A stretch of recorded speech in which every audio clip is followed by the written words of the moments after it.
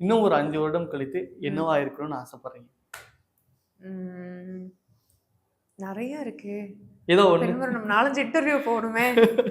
ஓ, list நிறைய இருக்கு. List நிறைய. ஏதோ ஒண்ணு அதுல.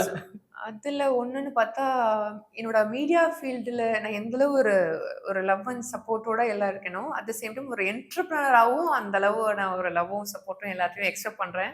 அந்த ஸ்டேஜ்ல இருக்கணும்னு நான் நினைக்கிறேன். கண்டிப்பா. ஏன்னா எனக்கு வந்து ரொம்ப பிடிச்ச ஒரு ஃபீல்டு. நான் என்டர்பிரினர் அப்படின்னு சொல்றது எனக்கு ரொம்ப பிடிச்ச ஒரு ஃபீல்டு.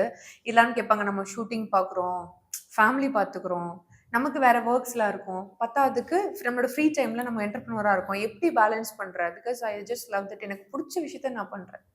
ஸோ 12 மணி ஆனாலும் எனக்கு புது பெயில் வந்துச்சு, எனக்கு பார்சல் வந்துச்சுன்னா அதை உடைச்சு அதை வீடியோ போட்டு அப்லோட் பண்ணாதான் எனக்கு திருப்தி நான் நினைப்பேன். ஸோ எனக்கு அது ரொம்ப பிடிக்கும். ஏன் நீ லேட் நைட் ஏன் ஒர்க் பண்ற?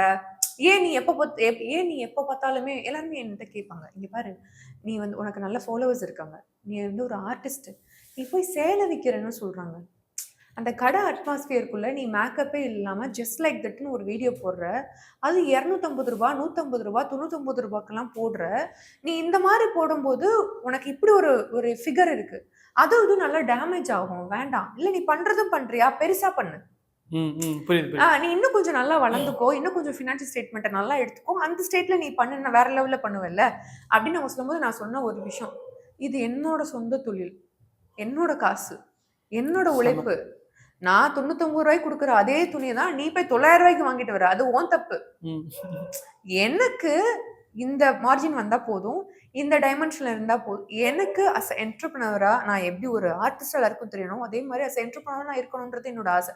அதனால நான் இதெல்லாம் பண்றேன். ஸோ அதுல எனக்கு தவறு இல்லையே.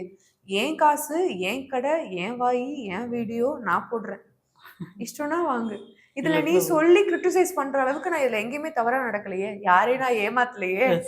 ஸோ நான் அதெல்லாம் கேர் பண்ணவே மாட்டேன். என்னோட நிறைய பேர் சர்க்கிள் கேட்பாங்க, ஏய் வேண்டாம், உன் பேஜ்ல நீ இதெல்லாம் போடாத, நீ பேஜ் இருக்கா, நீ அதுல பாரு, இதெல்லாம் பண்ண, ஏன் அது நம்ம சுமாரா போடுறோம், இது லோ காஸ்ட். நான் ஃபீலே பண்ண மாட்டேன்.